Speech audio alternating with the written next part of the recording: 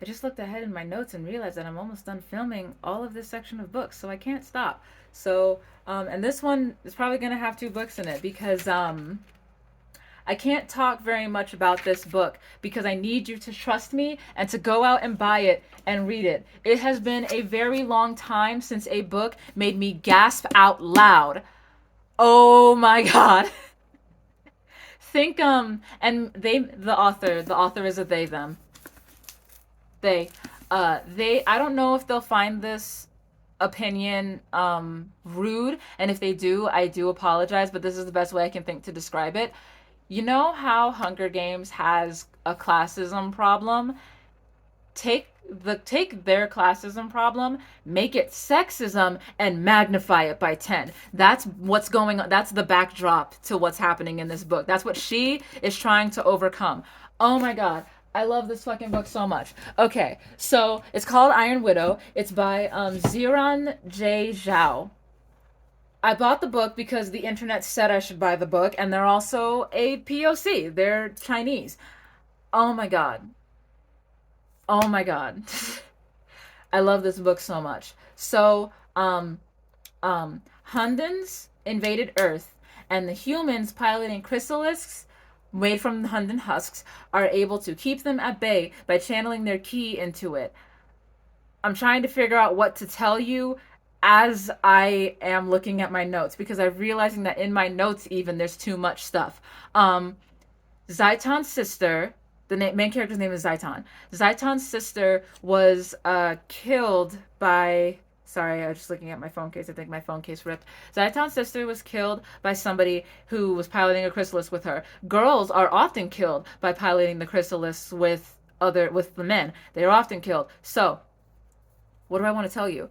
Um, she gets her revenge against the guy that killed her sister. Not important. I mean, it is important, but it's not important. That plot point just sets off the rest of this plot. Uh, God, what else can I say? She ends up next to the most dangerous dude who's piloting a chrysalis because the people that pilot with him, they always end up dying.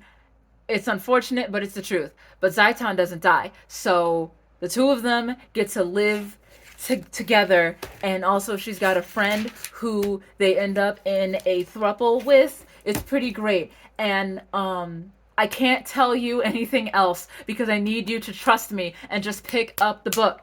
I don't think I've been this excited about a book ever on this channel. Pick up the book. Just trust me. If you need to see it again, this is what it looks like. This is what the cover looks like. It says Zhao at the top and Iron Widow across the side. I have never been more excited for a sequel to a book in my life, and the sequel is coming out next spring. I'm so hype. It doesn't matter what I'm reading. If like the when I get to my because it's probably gonna be that and then that one under my bed when I get to when the sequel comes out, whatever I am reading gets pushed out to the next round of books because I need to read the sequel to this. It's not, I'm gonna be good. It will not be the first video. I'm still gonna read them in page order like I always do. But I am excited. This is why I take notes for stuff like this, because when I tell you, if I did not take notes, how I would speed through all those other books. But I have to take notes. Read the book. This is the whole cover if you need to see it. Buy it. It's available at your local Barnes & Noble or on Amazon. Buy it. Buy the book.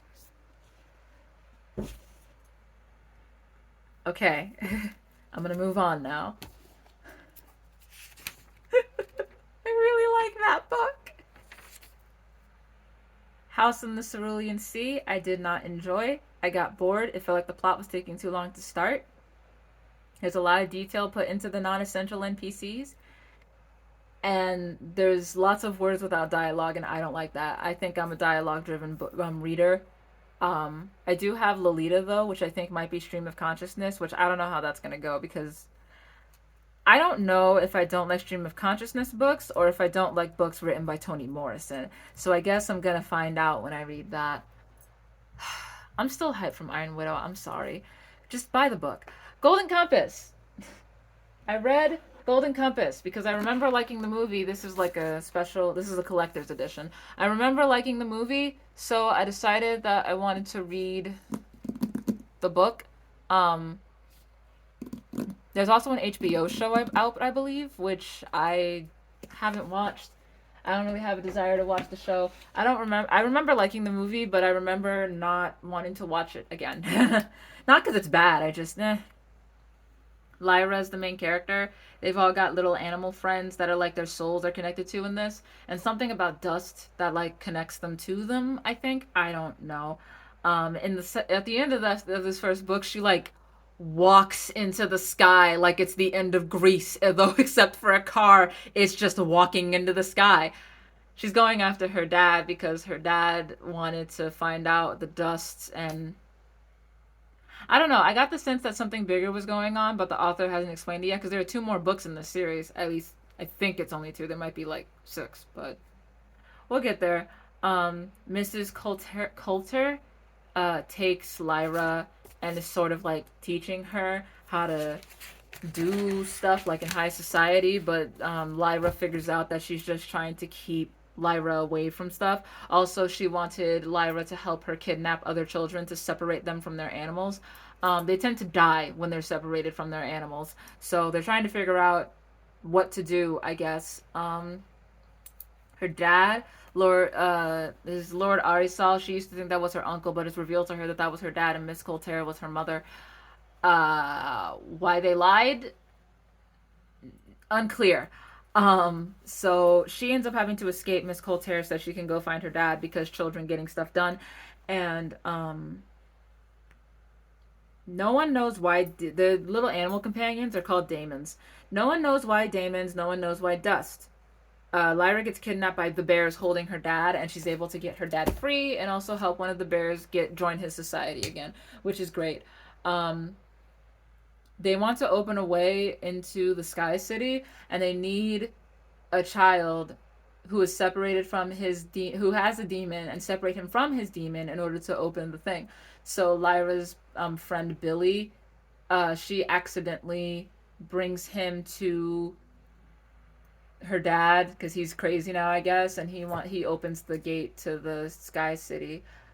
I was very unclear what was happening at the end of this book. Something also about a prophecy involving Lyra, which might be why they lied, but I got no idea. So, yeah. I, I put just to be sure I fully understood what I read, I Googled it. So this is what Google told me. The church believes dust is the original sin and want its influence on humanity gone, but Asriel wants to destroy it, end of sentence. Lyra thinks it's not bad. I mean, the animals have not proven that they are bad or anything like that, so the reason that they're called daemons as well is because they can shapeshift. Not once you get to be an adult. Once you get to be an adult, they choose a form and stay that way, which I guess is a metaphor for puberty, but I don't know.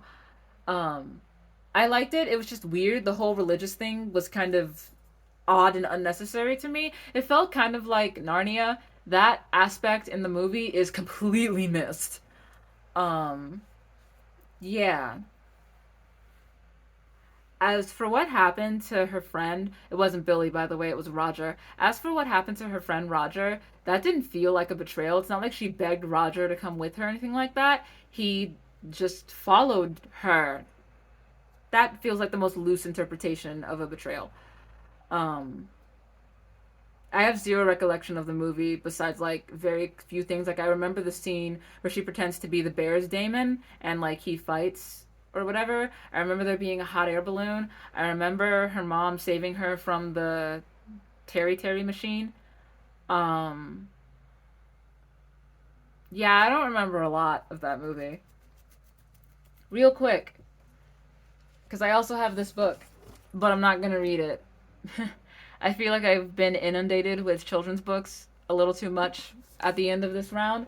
So I'm not going to read that, but I do own it and maybe perhaps someday I shall read it for the actual channel. I'm also not going to read a tale of witchcraft or a tale of sorcery because of the same reasons. I got a little bit inundated with children's books and I just it's a lot, you know?